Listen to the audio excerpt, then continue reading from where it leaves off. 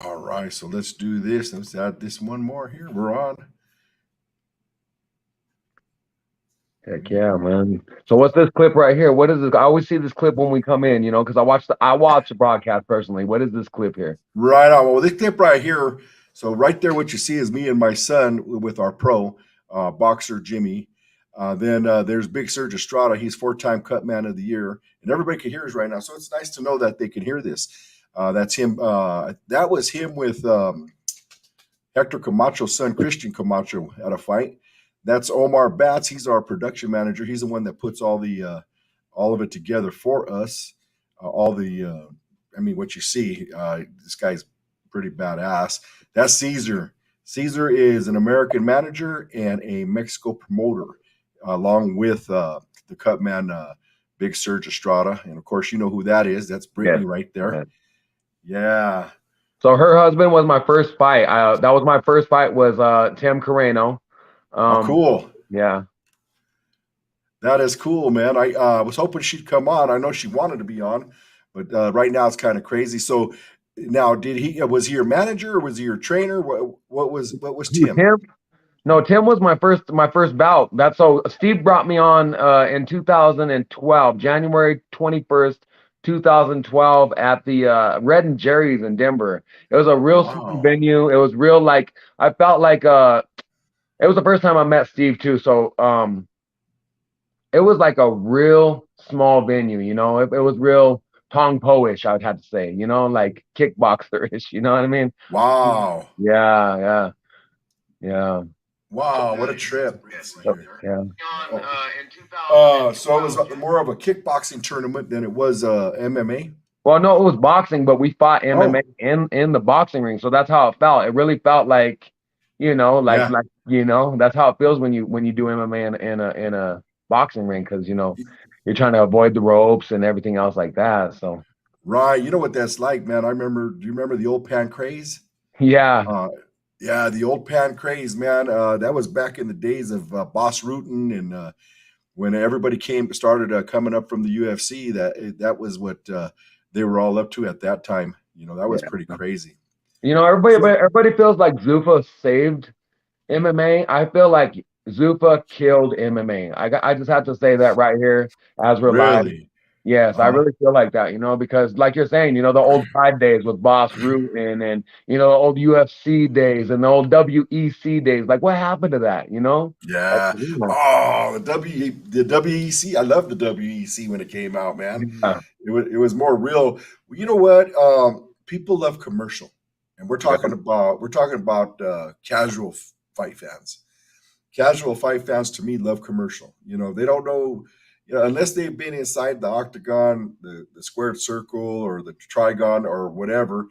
They don't know. All they want to see is blood. Gut. They don't care about what it took to get there. They don't care about the training. They don't.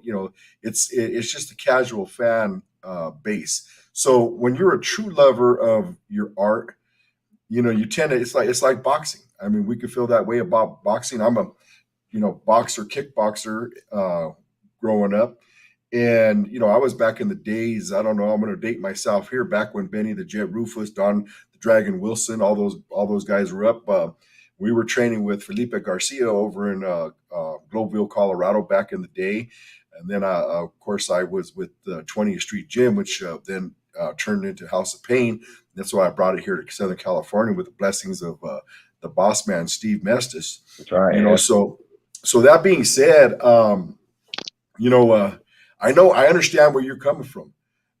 It takes away from the true meaning of Yeah. why the fighter truly does what he does. Yeah. The commercialism of everything, man. It's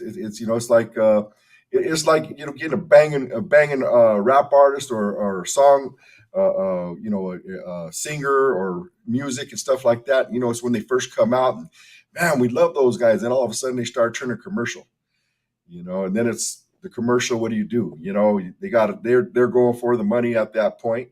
So it's no longer, it seems like it's straight from the heart anymore.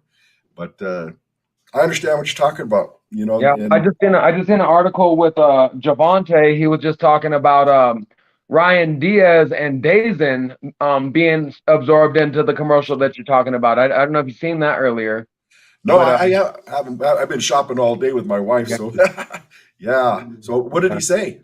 So he said, Javante said that Diaz is on roids, definitely, supposedly, I don't know, but definitely to Javante, he's on roids, and Dazen is skipping all these mandates and testing just for the views, just for the commercialism, basically, like you're saying, you know.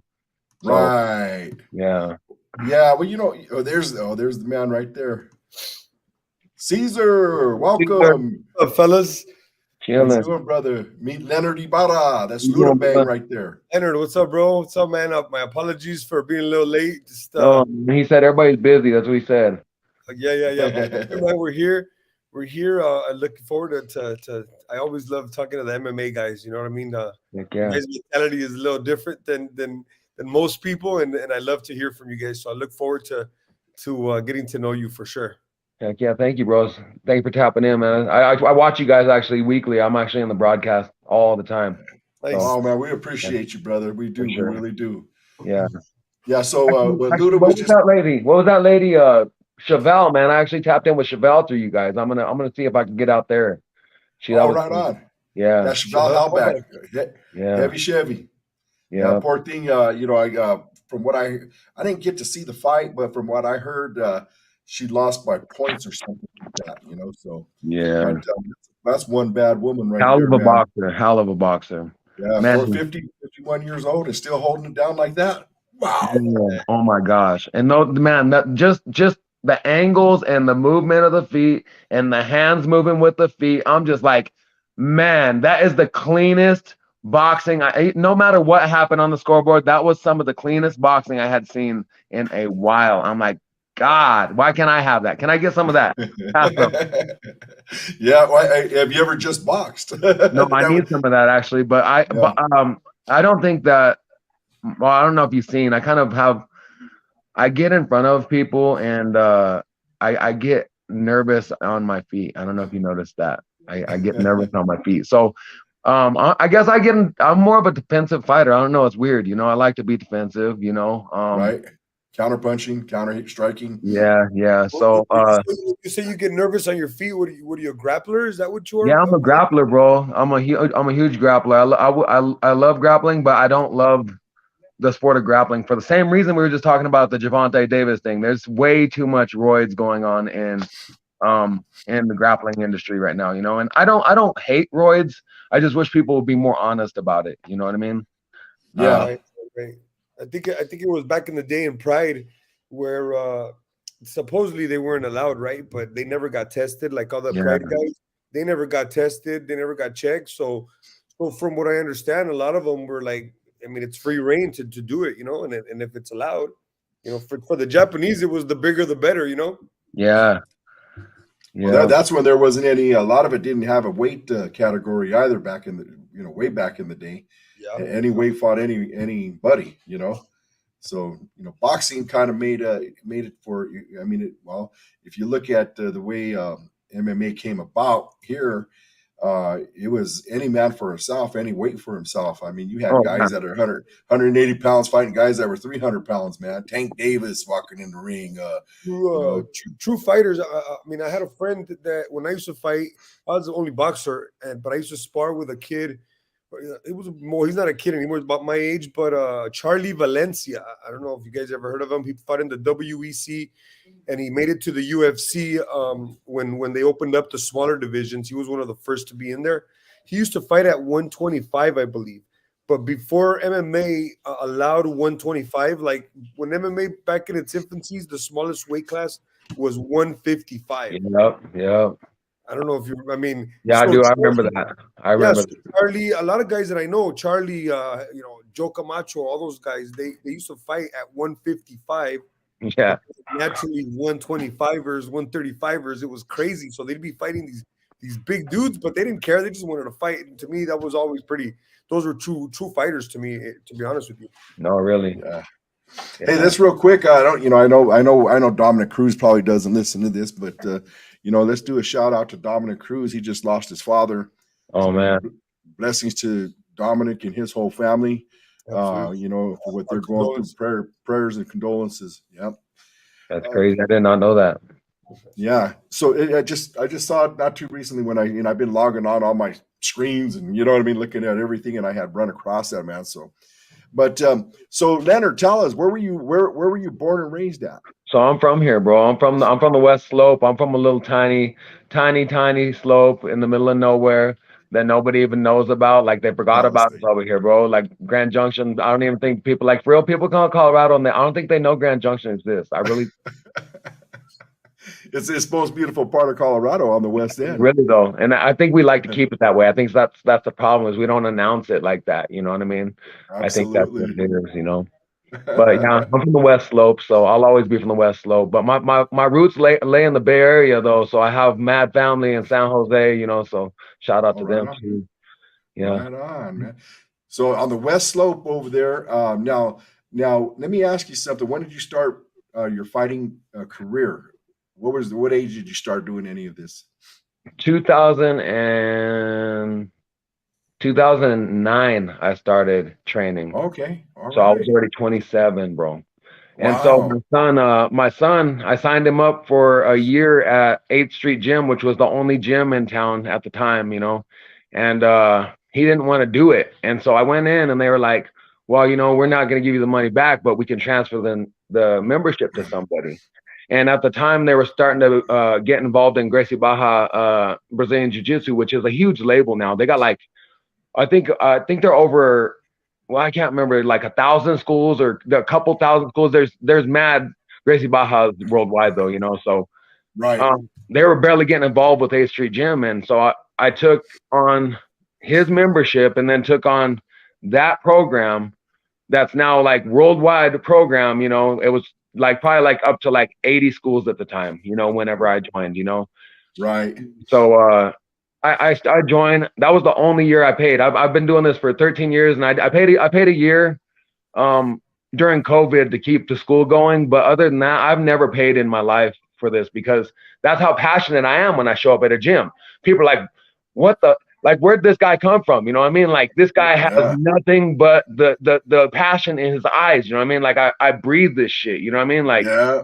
man, you know, and that's what it's about, you know what I mean? And passing that on to people too. That's the other thing, you know. I want to be able to do that, you know, pass it on to people, you know what I mean? Yeah, That's that is cool. awesome, man. That That's is cool. awesome. And a quick shout out to an old friend of mine, Renato Babalu Sobral, who was one of the Oh, I first. love Babalu. Oh my gosh. He had one of the first Gracie Baja schools out here in Yeah. Cerritos way back in the day. And then you're right, it blew up. Gracie Baja is Yeah. big. They're all over the place now, man. So I'm assuming that's your school. That's where you come from. No, I'm actually from 303 now. That's the home of Thug Rose Nama Eunice, where she got her first title, you know. So get the 303 out. Wow. There you You know, go. I got the 303 on all the time, you know. Gracie Baja became too expensive. They want $50,000 to maintain. So you had to have $50,000 in the account, and then you had to pay your yearly dues or whatever. You know what I mean? So like, it just became way too expensive. To be a pro? No, to be an affiliate. Yeah. Yeah. Okay, To affiliate, you'd have to have. If you want to open up your own Gracie Baja, you have to have a 50. Okay. Yeah. Okay. Yeah. Franchising. That's Yeah. You have to franchise it. Yeah. Yeah. So yeah, you know, so I went over to so Tony was dealing with before. Okay, so let's go back. Okay, so Gracie Baja finished that. The coach opens up his own school because obviously that's the goal of a Gracie Baja school is to find your own school and establish, right? And that's always been the goal for a Gracie Baja student, or no matter what you are, that is to establish a school somewhere, you know, because that's just the goal. So time goes on, my coach ends up blowing his MCL out, blowing his ACL out, gets overweight, and gets depressed. And his business partner is not doing too well either. You know, he's fighting a DUI, still drinking, you know. And so 2013, June 2013, my coach killed himself. And the school went under, you know, And Fabio Costa, who was my professor at the time, he just left us high and dry, bro. You know what I mean? And like I said, it was $50K to get the school back up anyway, and Mm-hmm. there was nowhere to go. And Tony Basilia, 303 Training Center, like shout out to Tony, like always all love, you know what I mean? Like for real, like he took me in when nobody would, you know what I mean? Like Wow. that's all love, bro. You know what I mean? Like, Yeah. it was Yeah. a dead end at that point, you know what I mean? Like it was literally a dead end. Like where do you go after that? You know what I mean? Where do you go after the school gets closed? The man that was supposed to be responsible after the man that died drank the school away. You know what I mean? Where was Wow. I supposed to go with that? You know what I mean? Like I was done. You know what I mean? And You said this was 2013, but you had already debuted as a pro because I'm looking here. It was 2012 that you debuted, right? Oh, is that me? Annie, No. I haven't. I'm still elimination now. Oh, I'm still elimination amateur right now. So I'm gonna fight 2 more, I think, and try jumping for some money. You know? okay, so this record I'm looking at on SureDog here is an amateur record. Yeah, yeah, yep. No, I gotta ask you this, bro. I gotta ask you. Okay, so you fought. There was a 10-year gap between your fights, right? A 10-year gap. Looks like you fought in 2022 where you won with a neck crank, which is more than jujitsu. That's more like a catch wrestling move, right? A neck So crank. that's messed up. I want to talk about that, okay? Colorado Combative Commission, y'all are wrong for that one. Listen to me. Y'all are wrong for that one. Listen to me. I want everybody that's in this room right now to run that reel back and tell me that was not. How do you go out from a neck crank? I've never seen nobody pass out from a neck crank. I promise you. I've never seen nobody go out from a neck crank. So what was it? What was it? It was a Peruvian necktie. I hit him with a Peruvian necktie. He went out. And so I actually filed an appeal for that. Actually, there's an appeal. Change it, because nobody you have to be very trained in jiu-jitsu to even know what to the Peruvian necktie is. So yeah, it's nowhere near a neck crank, that's for sure. I understand that part. yeah. So yeah, I appealed it. I appealed that reading. So it shows up as a neck crank. Yeah. But anyway, That's messed up. okay, so I'm looking at this first fight, right? So check. So I'm looking at this first fight in June, and it says submission. You lost your debut as an amateur fighter. And it says your submission, and Sherlock says no apparent reason. Yeah. So I wasn't at that state, bro. You know what I mean? Like I wasn't doing the shit I was needing to do.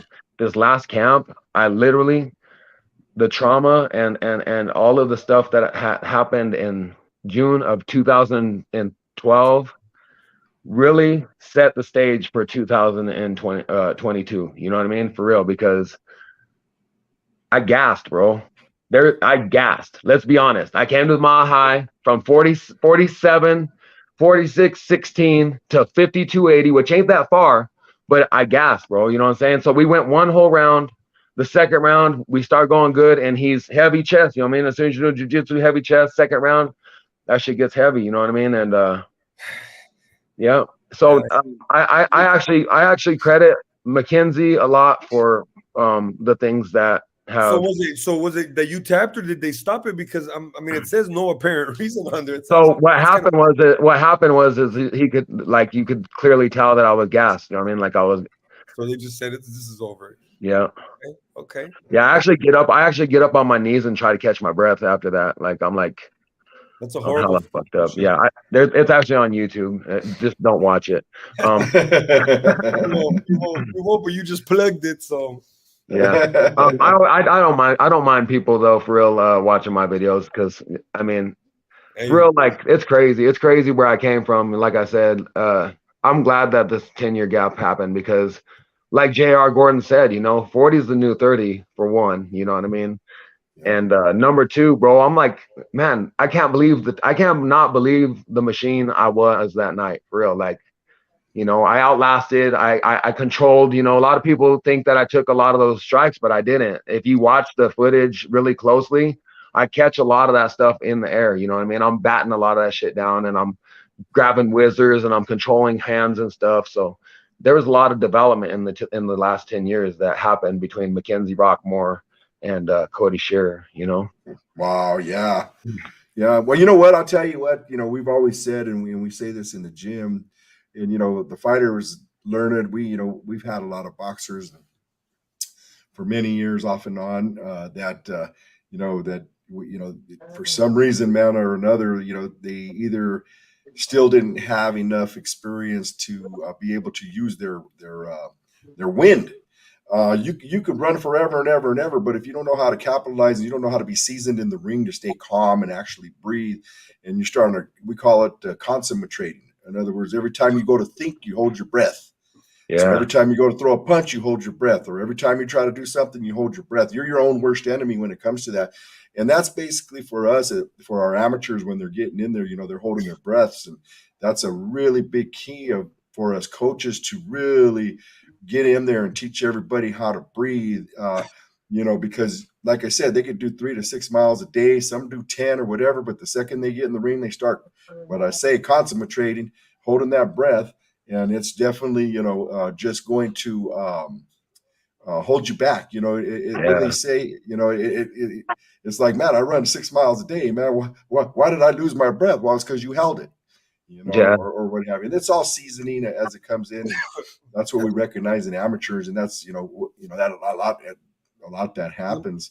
The more experience you get too, the more you can control your breathing and slow it down, and then you're able to push yourself longer just because you know how to do that, right? You can extend Yeah. If you're out of shape, you can stretch it from 2 rounds to 4 now just on that alone. So Exactly. Yeah. how to breathe the Yeah. best. Well, so I fought Tim Carreno. I fought Roy Farrell.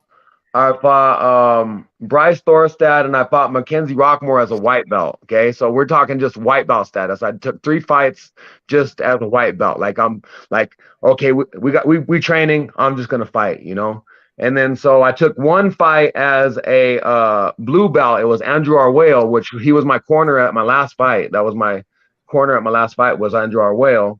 And then so I fought 1 fight as a purple belt. So if you look at the developments there, as a white belt, I was like, we're just going to do this. As a blue belt, I was like, well, right, we're going to try to do this. As a purple belt, I was like, all right, we're going to focus on doing this. You know what I mean? So a lot of development.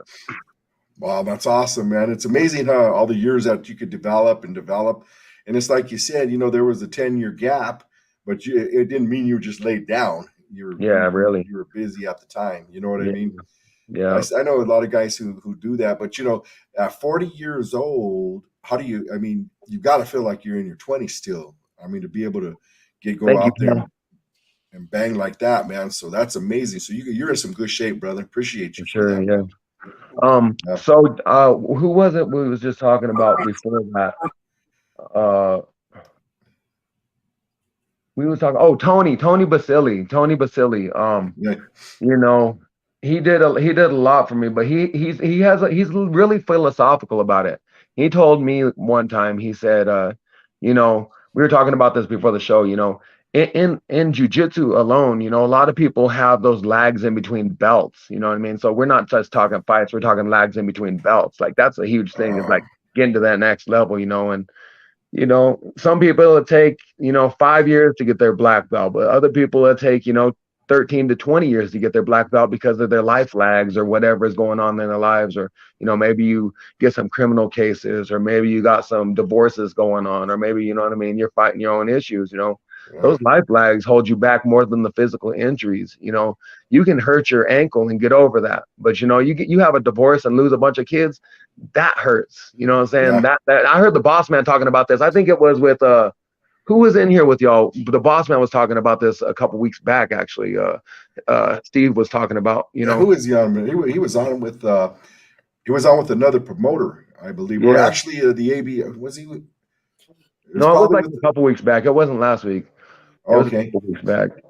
But yeah, like he said too, actually Hefe said it too. He was like, the life blows are worse than the blows that you take in the ring.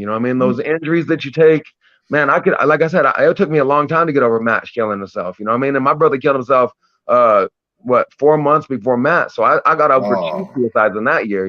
So it was like that was a hard ass year. That took I'm gonna have to say at least a 4 years to even process what happened in 2013. I took a fight that year. Actually, that's the year I fought Andrew Arguello, and I should have never done that. That was the year that I should have never done that. That's the year I should have never done that. Wow, man. Wow, condolences to you, man, and all that you've been through. But You know, I mean, and yeah, those life lags, like you said, man, they're all over the place. You know, you see it all the time. You know, but I think you being a fighter, that it could have lasted 8 years. You know what I'm saying? If you Yeah. weren't a fighter, because as a fighter, everything that we learn inside the gym, in preparation for many years or whatever, that it does help buffer. I mean, I want to say buffer it. It just helps, our rough exterior to battle life in general. But when you start getting nailed with deaths and stuff like that, and a lot of divorces, they're just like deaths themselves too, depending on what's going on. But, so life is definitely difficult as it is. And then being a fighter, being able to, handle yourself. And, so, you took a lot of hits, man. And now you're coming back at 40 years old.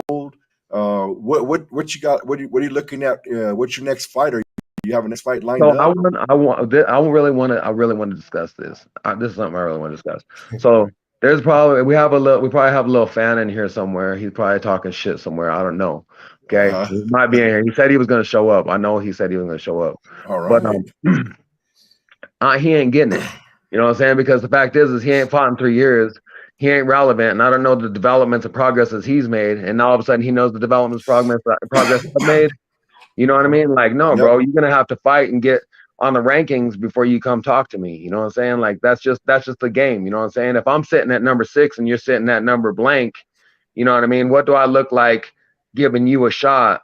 You know what I'm saying? To throw my rhythm away, the progress that I've made away for you to get on the board. You know what I mean? Let me see that progress you've made and give me Yeah. somebody that's actually on the board. And there's only 12 of us on the board right now in Colorado. So, Wow. I've been looking at this cat. His name Grant Fisher. And I don't know who's going to give him to me. I'm hoping Jeff possibly, but there's 3 or 4 promotions here in Colorado. So hopefully somebody can get it together and get me somebody on the board in the Colorado light heavyweight amateur rankings, Right on, man. Wow. So yeah, it's yeah, a lot of things change in between time, man. It's going to be I'm curious to see that. Now, you're older. You're starting older, but like you said, you feel good. You feel younger, and I can't disagree with somebody that I'm in that boat where I feel younger than I am Yeah. sometimes. May take us a little longer to recover, but I feel like I can still do things. You do them too, but how far can you do them, or how much longer will you be able to do them? And what's your goal? I mean, what are you So trying to do with this in such short time? probably like a 3-year campaign, seriously. You know what I mean? Like an actual 3-year to 5-year campaign, seriously, for Nice. like, title hunts and stuff like that. And then, Jake Paul's made this exhibition shit like a lifetime career, bro. Let's be honest. Like, True. we can hate Jake Paul all we want, but he's made this exhibition shit a real game. You know what I mean? So exhibition fighting is a real thing. And me being the older fighter that took the break and now coming back, everybody looking at me like the 40-year-old coming as a rookie to the game, Yeah. that really does something for my persona. Like if you look at my followers are like always skyrocketing because of that fact. Like, bro, this is an old ass man. Speaking of, I don't know if you guys know Lucky Chucky from 60 Days In, but I want him, but an exhibition fight. But he keeps ducking. He wants $7,000 to fight me, bro. I swear to God, bro. Somebody give me the 7,000, please. Somebody give me that 7,000.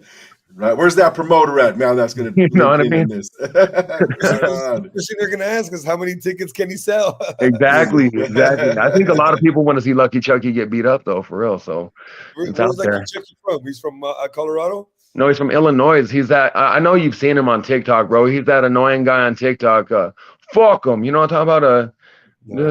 Fuck him. You know what I'm talking about? Yeah, He did 6 days in. Yeah. I don't, but now Yeah. I'm gonna look him up. Yeah. I bet Anyways, I'm he gonna did check 60 it out. days in, bro. So yeah. Okay, That's so cool, man. oh, sorry guys. Oh, so I'm sorry, Dave. I didn't mean to cut you off, but I'm just I'm just curious to see how far he wants to take it because I mean he's older, so I mean, are you gonna is for you right now, whether it's reality or not? Some people may say, "Oh, you're crazy," but in your head, are you thinking that the UFC or an organization such as that a possibility? Something like that, you know. I mean, right, well, I've been told that, you know, somebody of my age and stature is a Bellator material, you know what I mean? Something like that, you know, because of the age. But bro, like who says that you can't break barriers? You know what I mean? Like I think it was Arnold Schwarzenegger said, you know, break the rules, you know what I mean? Don't break the laws, but break the rules. You know what I mean? Many people can say, you know what I mean, that you can't do it, but you know what I mean? Like you just got to go out there and show them that you can do it. But can I make the UFC? Who says that I can? Because in my town, there's a bunch of lames, bro. Let's be honest. The Western Slope, there ain't no MMA scene out here. You know what I mean? Everybody basically just riding sidecar to somebody to get a shot out here, and there's a few out here that are actually grinding and making it happen. You know, I make a 4 hour trip to go to school, bro. Make a 4 hour trip to go to class. Wow. You know what I mean? Like, bro, I drive over that mountain and I go to 303 training center, and that's where I get my class at. You know what I mean? So Yeah, I'm man. doing this shit. That's You know what I mean? yep. That's dedication. Real quick, guys, I need to do some shout outs here. Yeah, for sure. All right. So our brother Paco Perez, what up, family? What's up, Paco? How you doing, brother? Thank you for joining us. He's a great supporter of the show. Paul Banky, Box Fam, says MMA fighter are badass. No joke. Appreciate you, Paul. Hell yeah. Paul Banky and Box Fam, man, he's always supporting us as well. We've got Cindy Amador watching the show now. Cindy Amador is ex-WBC champion who is now taking on a bodybuilding career, which is after my own heart because that's kind of what we did here, going from a child to teenager to now that, you know, as an adult, I had to go to bodybuilding instead of any type of fighting. And then we have here David Vaught, Quali Longoria Trujillo is watching. That's my son. And then we got Paco Perez again throwing up some muscles. So thanks everybody for joining us. And over here on this end, I can't see all the names to everything that's going on. It's just showing that a lot of eyeballs. But anyway, thanks everybody for joining us again. Again, if you just joined, we are interviewing Leanard Ybarra. They call him Luta Bang, 40-year-old coming back, a MMA fighter. Just getting to know him and getting to know his mentality. Got to love the mentality. So let me ask you this: you take that 4-hour drive over the Rocky Mountains. Now, how many times do you do that? A couple days a week, or? So this week we're gonna make this week. Well, so we're fighting the adoption case, so it's actually obvious because of that. So 3 times this week. We've already been 3 times this week. So we went Thursday night, went to class Friday morning. We'll be there Tuesday evening, and then I'll be there Friday morning again. So that's 3 times this week. I want to try making it bi-monthly generally. But I want to, in my mind, I would like to be a 4-weeker, but it's usually bi-monthly right now. But this month, we've already been, you know what I mean, 4 times, Right, you know. So man, that's some dedication and commitment, man. And what do you do in your in your regular life? Are you're busy? You working? What's going on there?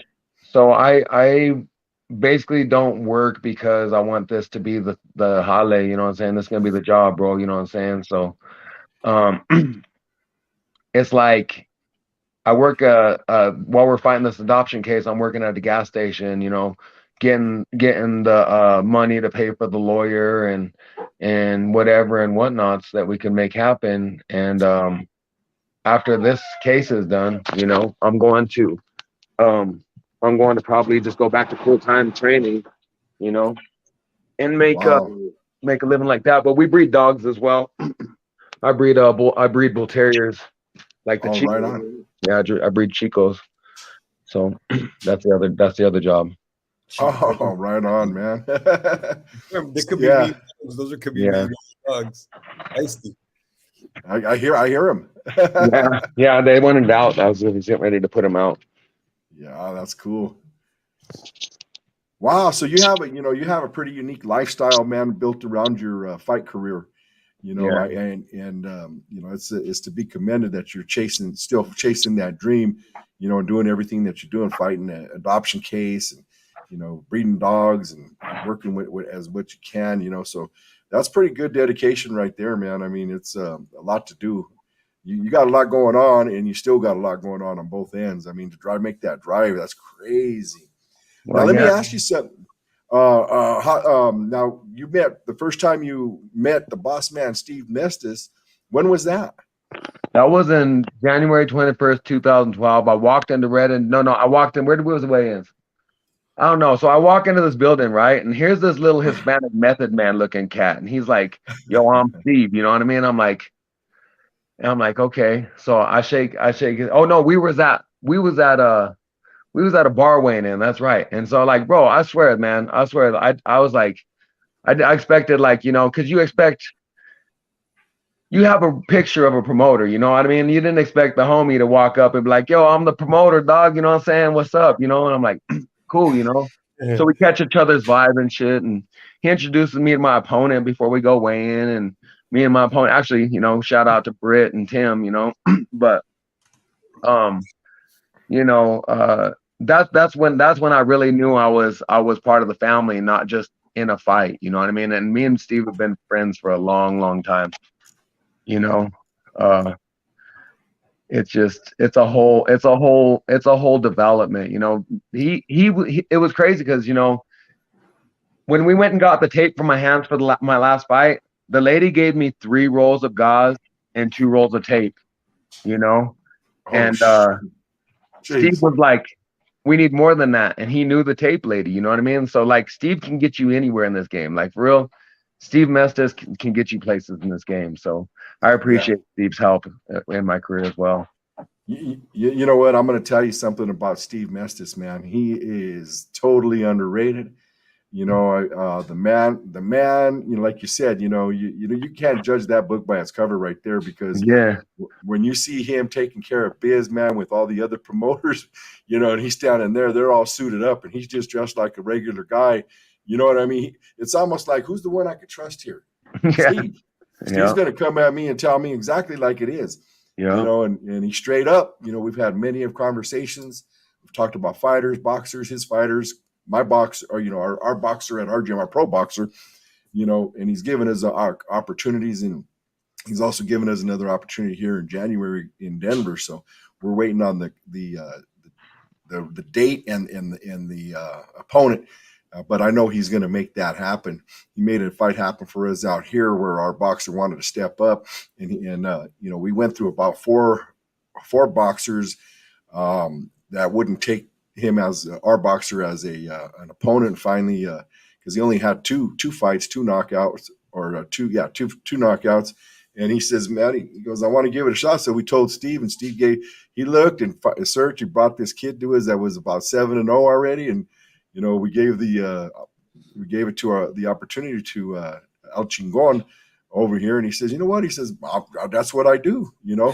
He went in there, man. He made a good accounting of himself for about the first 3/4 of the round, and then it was the first person to catch the chin, because he was actually winning the fight until they caught the chin and he got a TKO. But Steve's the real deal, man. I've been with him at over here at the old what was it called, Honda Center and stuff. I helped him corner a couple fighters, helped Big Red Hot Rob, when they came out to California. So I mean, they're no joke. I mean, and just the pedigree that these guys have, man. Steve's amazing. So underrated, so underestimated. Yeah, and he knows everybody too. That's the other thing. Like, Steve knows everybody. Like, there's not nobody that Steve does not know. That's true. MMA and boxing. No, really. A little bit about your background. I mean, when you're a little kid or before you're fighting, were you the kid that always likes to fight, or what is it? No, I was actually a little nerdy kid. I like New Kids on the Block and Nintendo. You know what I'm saying? Ninja Turtles. I don't believe that. Yeah, straight up, bro. Like, for real. All of my rough and ruggedness came from people wanting me to be the rough and rugged, But like, I was hella nerdy. Yeah. That's crazy. That is crazy. They're the ones that ended up being crazy later. Yeah, for real. Right. Usually those nerdy kids, they become cops too when they get older. Why didn't you become a cop? Well, because I had a bunch of crazy cousins from San Jose, you know, and then that shit just happens, dog. You know what I'm saying? You know what I mean? Oh, no other sports before martial arts? No, bro. Actually, so like you're saying, so like I went from being a nerdy kid to being like just a huge travieso, bro. For real, like there's a lot of I spent a lot of years of my life in the county and shit. You know, you talk about that lag as a martial artist. You know what I mean? Divorces and county cases and like you said, just basic losses, you know what I mean, murders and suicides and you know what I mean, just shit that you go through as a adolescence and any type of minority ethnicity, you know what I mean, like that's just that, so those are also hurdles in the fight game, and a lot of us get over a lot of that shit a lot quicker than others and some don't, but I took about 9 years of my life in and out of the county, you know what I mean? And I'm glad I never went to the big yards and shit like that, you know what I mean? But that's a lot of time wasted, you know what I mean? So by 27, I was ready to stop, but it just never stopped, you know what I mean? I was always in that turnstile door where it was just boop, boop, boop, you know what I mean? In and out, and everybody that knew my history or whatever and whatnot, they always would use it against me to create that character to, law enforcement or whatever and whatnot. And they ain't trying to hear it from us. They've already speculated and created their bias against us by the time the call's been made half the time, and it's sad, but that's the truth. I bet you could give me some pretty decent legal advice. Oh, for real, bro. Hey, listen. Let's see. What state are we talking right now, bro? No, just playing. No, just a question, just a hypothetical, because I don't do nothing. Okay. I was gonna get the CRS out real quick and tell you. That's funny. Well, I'll tell you what. I'll give you my assessment on that. There, I had to shake the spot from Denver. I had 4 kids, man. I had 4 kids, and I was, I was living 3 different lives at one time, man. I mean, it was a trip. You hold a job, you're doing other things, you never sleep. 24 hours a day, you're going, just to do what you got to do or whatever. But when I woke up and I saw that I had 2 younger boys that were born, I already had a daughter and a son. I wasn't old. I couldn't comprehend it at that age, 16 years old. You know what I mean? It was still about, of course, it was about me. I was too young to even think about it. But the 2 younger ones, I realized then, I says, you know what? I says, my dad died when I was 9 months old. And, so that, and then all his brothers had died. So I watched everybody die as I was growing up. And then there I am following the same patterns and the same steps, east side Denver, west side of Denver, south side of Denver, all that stuff. And, when you're home, it's too easy to get in trouble. So, at 21, I grabbed all 4 of my kids, made the best move I could have ever made, man. I shook the spot, came out here to California, didn't know where the trouble was, even though trouble is easy to find, but I just buried my nose into a career. And, here we are 30 years later, 33 years, 34, 35 years later, all my kids are all grown up and everybody's alive. Thank God for that. So believe me, brother, sometimes you just got to shake that whole spot. It's crazy, bro. But a lot of people say that, but it could have went either way for you too. You could have went back over there and fucking did life, bro. You know what I'm saying? They could have went either way for you. You know what I'm saying? So true. Trouble's everywhere. You know what I mean? I could have moved either way. Because like I ran away to San Jose one time. And I got out there and I was like, this life ain't for me. You know what I mean? Like. Yeah. Let's go back home. You know what I mean? I need something a little bit more, chicken noodle soup status. You know what I mean? Like, Did you do any training while you were in San Jose, or were you just out there messing around? I had a few warrants, bro. There wasn't no training going on. There's too many cops in those freaking martial arts gyms, bro. For real. Yeah. That's true. If you make them friends, they're your plugs, Yeah. It's crazy, bro. That's literally where it all meshes. Other than that, there's a huge gap. But like for real, criminals and cops, they really get along like on that. And obviously, we're not current day criminals, but you know what I'm saying, like us, old, hard timer, freaking old timer people. We meet those cops and we tell those war stories to each other. You tell the cop your war story and the cop tells you his war story, and it just continues on throughout your training career with police. I actually appreciate a lot of the police that I've trained with in the past. You know, we make a lot of jokes about how it goes down like that. Actually, That's crazy because a quick shout out to another shout out to a friend, Michael Solo Lynch. He used to do the felony fights on the internet, and he used to do back here in California. He did a cops versus cons professional MMA card. So it was one side, the A side or whatever. I don't know if it was A or B side, but it was one side was all police officers, and the other side was like ex cons, but they were all martial artists, and they were pretty fun cards. They would get pretty packed, and again, they when it came to martial arts, they respected each other. It didn't matter that they were cops and cons. It was kind of a weird little brotherhood there of fighters. It's kind of cool. that would have been nice to push during the whole Black Lives, Blue Lives movement, bro. That would have been like a really good thing to push to get that little buffer in there. You know what I mean? Because we needed a buffer during that era. I really do believe we needed that. You know? Maybe I should make a phone call, right, Dave? Yeah. Right on. Because you're right. You're right. We still could use that buffer. Yeah. We still could use it because the narratives are still flying high. You know what I mean? Talk about your size. We could put you on right there. Well, yeah, no, really, yeah. I mean, but I don't know, man. Those bigger cops, we might need to test them. You know what I mean? I ain't taking the fight with Dazen, that's for sure. That's cool, man. Yeah. So let me ask you something. Boxing. Have you ever trained in boxing, or in kickboxing or Muay Thai or anything like that? Yeah, I started as a kid. I started as a kid doing boxing and stuff. I was really nerdy though. I wanted to be a karate guy. You know what I'm saying? Like for real. Like I'm not playing when I say that. Like I was hella nerdy. Like I wanted to be Ralph Macchio at one point. You know what I'm saying? So I did a lot of karate, but no, I did. I had boxing gloves as a kid, and we had a little boxing club over here. But boxing just really wasn't my thing. I always loved throwing on a gi. I don't know. And then as soon as that's why I fell in love with Brazilian Jiu-Jitsu, it's because as soon as I seen that there was something else I could do besides punch and kick in a gi, I was like, yeah, we're going to do that, and now I choke people out all day in a gi, Yeah. Have you How do you like no gi? No gi too. Do you go to? I know a lot of MMA fighters usually they like to travel to different areas to train with their gyms. Have you done that? To train with any other top gyms around? So I'd have this thing about me that won't let me do that.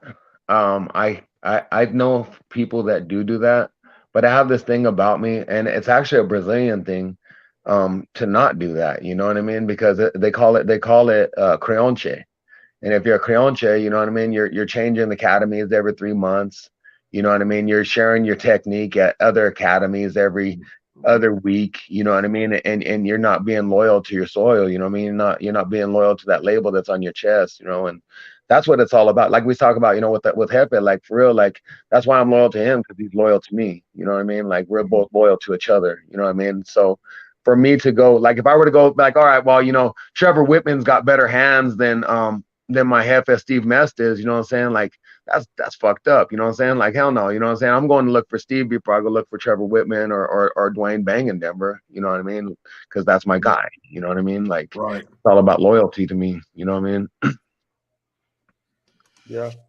Well, you know what? How do you feel about the guy that would say that there is no loyalty in this business? Now we're talking about it as a business, and I need to go wherever I need to learn to get better for me. When it's time to fight, I'm going to come back to my coach. But in between, I'm going to learn wherever I can, whatever I can. Maybe something new that my coach ain't teaching me. But when it comes time to fight, I'll go back to my coach. How do you feel about, the business side of it? It kind of makes sense, doesn't it? Yeah, but I can do that on any level, you know what I mean? Because there's guys, number one, there's always YouTube. Okay. Like YouTube and Instagram has gone a long way. And then taking it back to my loyalty, you know what I mean? And saying, look, I seen this somewhere, you know what I mean? Show me this, or other like that. But like, for instance, so I still have Gracie Baja professors that I'm still loyal to, you know what I mean? Even though my professor turned his back on me, there's Gracie Baja professors that I'm still loyal to, I love Draculino, Vicenius Malgehis, and I love Gustavo Pinto, Guga out of Newcastle, Australia. And I'm trying to think of some other ones. You know, there's a bunch of them though. There's a bunch of Gracie Baja that I'll still stay loyal to because they still stay loyal to me. That you know, they'll send me technique over the internet. You know, and you know, but I would never go back. You know what I mean? I feel like I was betrayed more than anything by that label. You know what I mean? Because like they literally just let us go and just like I don't know. There wasn't, like I said, if it weren't for Tony Basile, we wouldn't be sitting here having this conversation. You know what I mean? Gracie Baja left me high and dry. You know, it was sad. Wow, that's too bad. Well, you know, the thing is when, you know, I'm more into the boxing world and I see what, you know, I understand exactly what Caesar's saying about the business side. You know, you're going to go around and get as much as you can or whatever you can.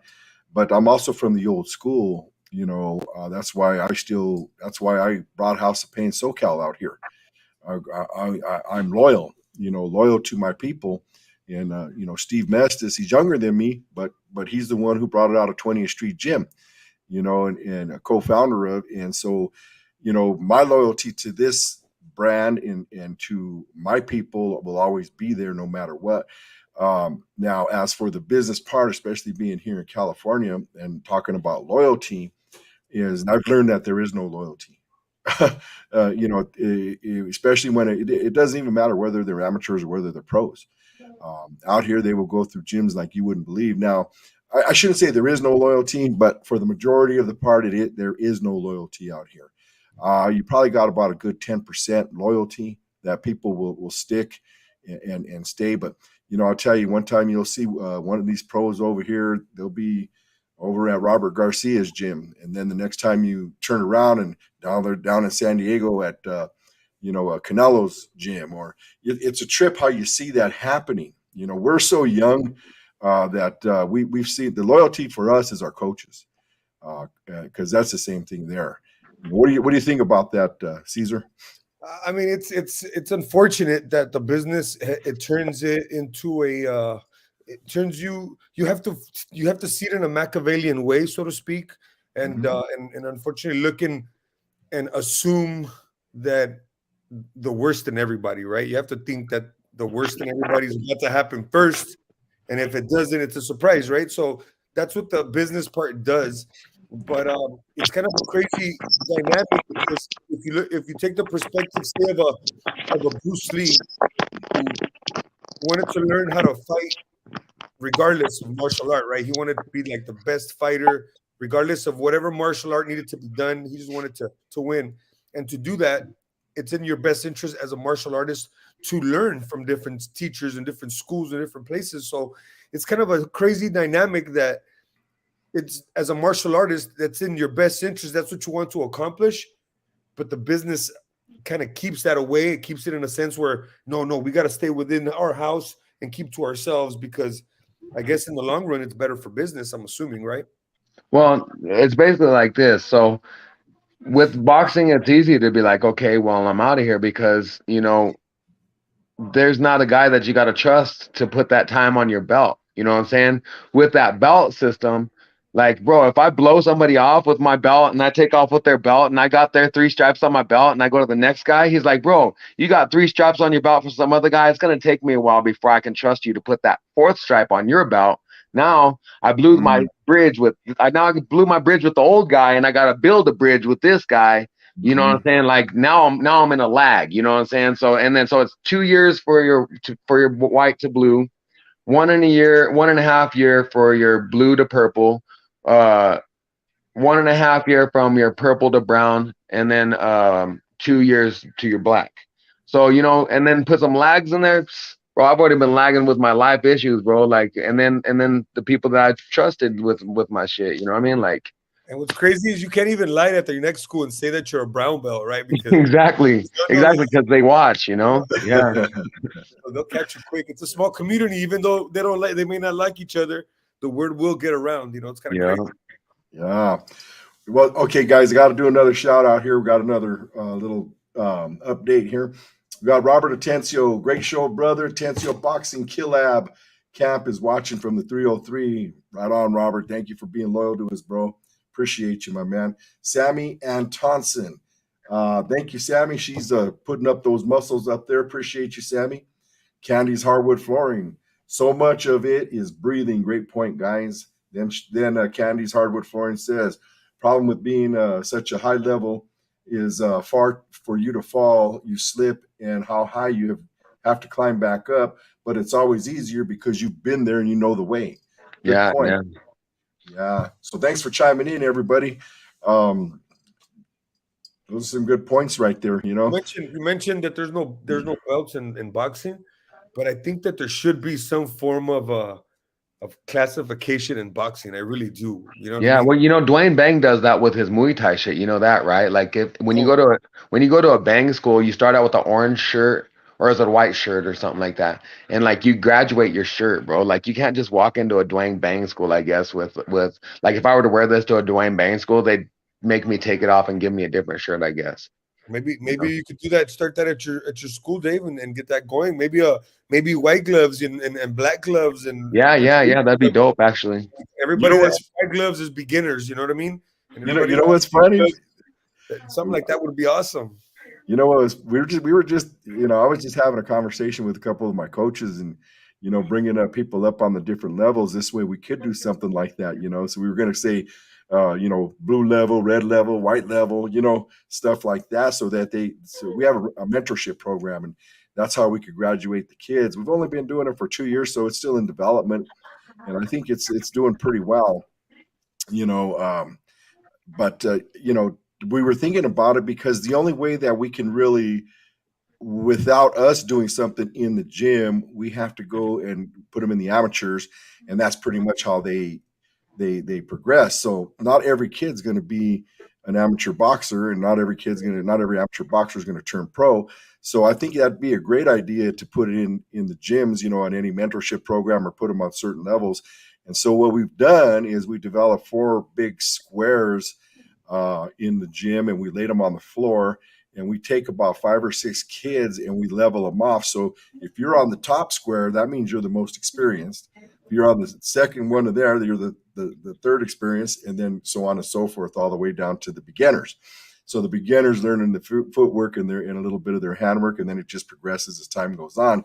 But I think the color system is going to definitely be something we're going to be implementing here in 2023. So thank you guys for basically verifying what we had been already toying with the idea. I mean, boxing is a martial art, bro. The people don't treat it, and they've never considered it or acted as if it was. But boxing is a martial art, and I think when people start acting and treating it as such, I think they'll start looking at it a little different, and maybe start making classifications and stuff. I just talked to a friend of mine who's a local politician in the area, and I was asking him, like, how hard would it be to get high school boxing going in the areas? Like if I just started it in the East LA area, it'd be like 5 or 6 schools that could have teams immediately. You know what I mean? And But solid. what are the laws like out there? Because like out here and you have to have like it's basically like smokers and tournaments for kids under 18 out here. You know what I Yeah, mean? I don't know what the laws are as far as high school sports. I mean, the smokers and stuff, I'm pretty similar here because a lot of the states like Colorado follow the rules of the states like California, Nevada, and New York, right? So they're similar. But Yeah. as far as high schools, I don't know. But if they say it's dangerous, well, I mean, you're letting them play football every weekend, and Yeah. I would say that's probably 10 times more dangerous than MMA, right? Yeah. Mhm. I was just curious. I mean, it's something that'd be curious to bring up and about if you You treat don't boxing. know how many kids come up to me and go, I want to be a MMA fighter. And I go, I'm sorry, I can't do nothing for you because you're not 18 years old. And I'm like, I feel Wow. like it's the saddest thing in the world to tell a kid that he has to wait another 3 to 4 years to ever see the mat. You know what I mean? Like, that's sad. Why do we have to tell kids that? You know what I mean? Like, I don't know. They have camo out here in California, which is the amateur MMA, and I don't know what the age limit or age minimum is, but I've seen some pretty young kids going at it down here. yeah. I don't know. Was it like 16 years old, I think, or 17? I could be wrong. My friend David runs camo. I'll ask him, but I've seen some youngsters. I mean, the UFC kid just made his debut at 18 years old, right? Yeah. Yesterday. Yeah. I mean, But then what didn't he have his career in Mexico though? no, well, I think he trains in Vegas. I think the Does kid's he? in Vegas. I think he's with Extreme Couture or one of those guys out there. Mm. So I don't know. I don't know if where he got his amateur fights. I'm sure he had amateurs before because he's only 18. You know. Yeah. Right. Yeah, because out here I looked and there was like it said 18, but maybe I'll call the commission myself and see what that's about. Because like I say, I have kids all the time that they want to train, but as soon as you tell them they can't fight, they don't want to train no more. You know what I mean? That's Yeah. a dead end for them. They're like, what? Well, why would I train if I can't? You know what I mean? Go out and Yeah. use it. You know, like Yeah. Well, it's sad because too it keeps them all to different disciplines instead of being able to utilize all the disciplines. You know, you're either a boxer or you're a kickboxer, or pretty much that's or your jujitsu. You yeah. know, and yeah, so they eventually times are changing. You know, I mean, look what's happening with women's boxing nowadays. Oh wow. Phenomenal. They Yeah. are finally getting their due. You know, and man, I'll tell you what, it's you put the ladies in there to fight, the girls in there to fight, man, you're gonna get a fight. You know, almost 80%, 90% of the time. You know, And anyway, some of these youngsters too, Leonard, are like if they're 3 years away from fighting, it may be in their best interest to start training and train for 3 years before they can fight. I know, and that's the thing is, I wish that was the case for these kids, but they just get so discouraged They want to when you throw tell, down. you know what I mean? Yeah, you know what I mean? It's weird. It's a huge discouragement to them, you know? That's crazy. Well, maybe Leonard, something's going to happen to you. I mean, Paco Perez, our brother right here, turned around and says sometimes closed doors will open others.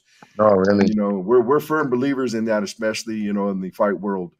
It's like I had a conversation with him the other day. I says the reason why All Angles doesn't cover the fights from the night before, and we do every once in a while. We congratulate the guys that are up there. Like one of my favorite fighters is Terrence Crawford, and Oh, wow, we're yeah. not talking about him today, but congratulations to him. He showed up, he did what he had to do, and we knew he would do that. But that being said, it's the fight world has so many different things and areas that other than just being in the ring, because like there's CSAC, there's the commissions, the state commissions. You could join, you could become a referee, you could become, a judge, or just a anything that when it comes to the commissions. There's a lot of work there to do. And then you got the sanctioning bodies you could always join, no matter what sanctioning body there is. There's a lot of them out there nowadays. MMA, it's coming out again. UFC kind of, they kind of, how do you say, bottled that one up. And then Bellator came right along. And then now the Trigon is coming out with the bare knuckle boxing. Oh, yeah. Where we could be ring announcers. I mean, Shout out to Smash Nelson, man. Shout out to Smash Nelson last night on that BYB for real though, man. Hey, I'm sad about that. Yeah. He should have got that title, bro. Yeah. Well, it depends on whatever the judges are looking at, how they score things, and not all that's why they have judges on all three. I guess that would be the three sides, So yeah, your boxing is the four sides. Octagon, I don't know how many sides they have, Rob. They still have four judges, I believe. Yeah. But I think they all sit on the same side in an octagon, isn't it? Isn't that the way that I don't know. I really don't know how. It's funny when you're in the cage and you hit the mat and you look around and there's so many people around you. Sometimes I'm questioning, who the fuck are you? Like, why are you even like, why? Like, you're laying there and there's a guy and he's just staring at you, and you're like staring at him. You're like, which guy are you? Are you? Do you make a difference in this fight? Like, you know what I mean? Yeah. We don't know who's who outside of that octagon. Yeah. Well, I'll tell you what, Leonard, man, we had a really good time interviewing with you, man. We look forward to seeing what's happening with your future. We wish you all the luck and blessings in the future. You come from pretty hard legs, like you said, through life, losing a coach, losing your brother, losing just a lot of things in life, a lot of time in life or what have you. And looks like you got it all, like you're getting it all together here, man. So we're going to pray and bless you that, you come forward and you turn that 40 into 35, that 35 into a 30, whatever you can do, but, stay in touch with us. We want to know when your next fight is, and we'll bring you back on right before your fight. if that's cool with you. Yeah, hell yeah, for sure, man. When you guys get to Denver, man, we have to get together. You know what I'm saying? That's gonna be dope. I can't wait till you guys get that because I've been watching. You know what I mean? I see you guys planning on them Denver trips. Like I love when people come to Denver because then it's able to touch base with people that have these long distance relationships with. I hate Colorado people. Let's be honest. I'm moving out there with y'all. No, it's y'all too expensive, man. People hate us. People hate us. But yeah, it's been good chilling, man. For real, for real. Right on, man. If we do visit, and we do plan to visit, it will definitely be when the snow melts. So we'll see you release mid-spring, mid-spring, summer. See, now that's a Southern California boy talking right there. Yeah, we're going in January. He's never seen a snow cap. I guarantee he's never seen a snow cap. Let's do a 14er right now. I probably have seen it, but on TV. But as far as I'll go, you know what I mean? Yeah, for sure. Right on. Well, listen, everybody. We want to thank you, Caesar. You got any last words? No, man. I'm looking forward to seeing your career play out. I always have a little love for the older guys that are out there doing their thing, and I'm cheering for you. So definitely go do your thing, man. Get them wins, enjoy yourself, have fun, and and Godspeed to you. Hopefully you accomplish a lot, and maybe we'll see you in the UFC one day. Yeah, that'd be dope, bro. We was talking about that, but yeah, that'd be dope. Yeah. So you never know. And Dave, good talking to you again. Sorry I was late today, but no worries, brother. Being a little busy, and then this rain was not easy, but yeah. See, we have trouble with rain. And one more thing, 2 days and it killed me. But also my guy that was supposed to fight 2 weeks ago in Georgia, if you remember, Gerardo Zapata, he's number 9 in the world. His fight got postponed because he didn't get his visa in time. Oh, damn. He got the visa now, but they booked him for this fight on Friday in the Dominican Republic. He'll be fighting number 14 in the world. And again, hopefully it'll be for the WBO Latino title. And hopefully it's a world title eliminator. Hopefully, because that's what it looks like. Yeah, well, good luck with you and your fighter on that there, brother. Yeah, thanks. That's beautiful. Yeah, we this past week we just got word from Steve that our fight is going to be towards the end of January, which is cool with us. We're Jimmy's in the gym training. This guy's training himself like crazy. He's sitting down with me a little bit and with another one of our coaches, and he's the guy is just nonstop. I mean, the other day he did something like a ridiculous 32 rounds of just training that was just for one day. And then we told him, all right, you need to take a day off. And he didn't want to, but he did anyway. So, but we'll be looking forward to seeing you guys, and I'll let everybody know as the time comes when we get the opponent's name and the exact date. So we'll let you guys all know that too. Yeah, heck yeah, we'll touch base real quick, and you too, Leonard.